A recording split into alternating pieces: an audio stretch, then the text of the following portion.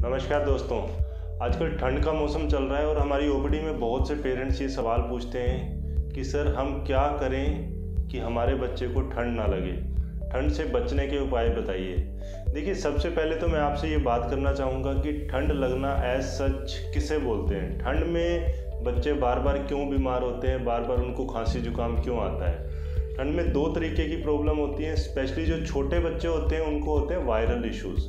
Viral issue means viral जो एक कीटाणु होता है, जैसे आपने कोरोना वायरस के बारे में बहुत कुछ सुन लिया है अब, तो उसी तरीके से सारे वायरसेस जो आपके नाक और गले को अफेक्ट करते हैं वो उसी तरीके से स्प्रेड करते हैं जैसे कोरोना वायरस स्प्रेड करता है। बट जो खांसी जुकाम के ज़्यादातर वायरसेस हैं उनका सर्वाइवल ठंडे मौसम में ज़्यादा पॉसिबल है। इसका क्या मतलब है कि अगर ठंड के मौसम में मैंने एक छींक मारी, जो कीटाणु मेरी नाक से निकला वो इस टेबल पर लगभग 3 से 4 घंटे ज़िंदा है, तो उसके स्प्रेड होने के चांसेस बहुत ज़्यादा बढ़ जाते हैं। यही वायरस गर्मियों में मुश्किल से 20 मिनट 10 मिनट तक ज़िंदा रहता है और अपने आप गर्म सरफेस पे मर जाता है। तो ये कारण है कि सर्दियों में वायरल स्प्रेड ईजिली होता है, एक बच्चे से दूसरे बच्चे में तेज़ी से फैलता है। तो हम इससे बचने के लिए क्या कर सकते हैं? हम ऐसा कुछ कर सकते हैं जिससे कि मेरे बच्चे को खांसी जुकाम ना हो।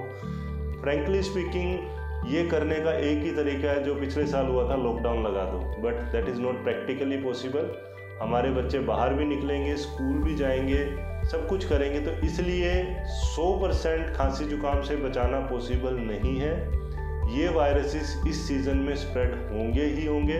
हमें बहुत ज़्यादा चिंता करने की ज़रूरत नहीं है। ये भगवान ने एक तरह से सिस्टम बनाया है कि आपका इम्यून सिस्टम ट्रेंड होता रहता है, छोटी छोटी इन्फेक्शन को लड़ने के लिए ट्रेंड हो जाता है। तो हम क्या कुछ नहीं कर सकते बच्चों को इस इन्फेक्शन से बचाने के लिए? जी हाँ, कर सकते हैं। नॉन इसेंशियल गैदरिंग, जैसे शादियों में लेके जाना, मंदिरों में लेके जाना, जहाँ पे बेसिकली बहुत सारे लोग इकट्ठे हों, वहाँ पे छोटे बच्चों को ना ले जाएं तो ज़्यादा अच्छा रहता है। वैसे भी छोटे बच्चे शादियों में इतना एंजॉय नहीं करते हैं। प्रैक्टिकली उनको घर रखिए, गैदरिंग से बचाइए। यही एक तरीका है, अगर आप, जिसको आप ठंड कहते हैं और मैं वायरल इन्फेक्शन बोल रहा हूँ, उससे बचने का।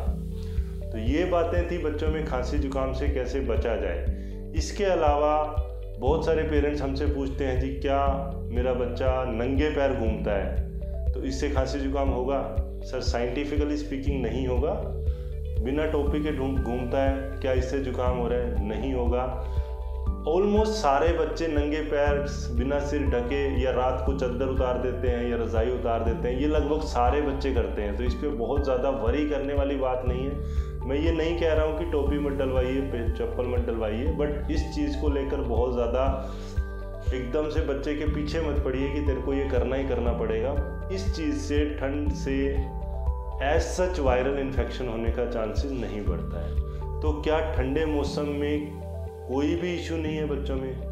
देखिए, जिन बच्चों को एलर्जीज़ हैं, एलर्जीज मीन अस्थमा है, नज़ला है, इन बच्चों में ठंडी हवा से, जैसे ठंडी हवा का झोंका एकदम तेज़ आता है, नाक पे टच करता है, या आप सडनली गर्म से ठंडे में जाते हैं तो आपकी एलर्जीज प्रेसिपिटेट हो सकती है, मतलब बढ़ सकती हैं। उन बच्चों को सडन वेरिएशन इन टेम्परेचर और बहुत ज़्यादा ठंड से बचा सके तो अच्छा रहेगा। लेकिन एज सच जिन लोगों में, जिन बच्चों में हम नॉर्मल ठंड की बात करते हैं, वायरल इन्फेक्शन हैं, उनमें आप बहुत ज़्यादा सिर्फ और सिर्फ गैदरिंग से बचा के कर सकते हैं। टोपी, जुराबें, कंबल, चप्पल से उसको नहीं बचा सकते।